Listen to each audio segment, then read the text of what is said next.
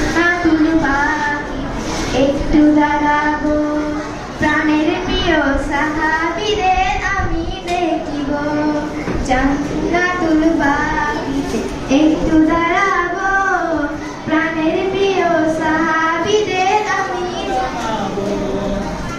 যাদের কথা পড়লে মনে কান্না থামে না, যাদের কথা পড়লে মনে কান্না থামে না, এই মনেরও সেই কামনা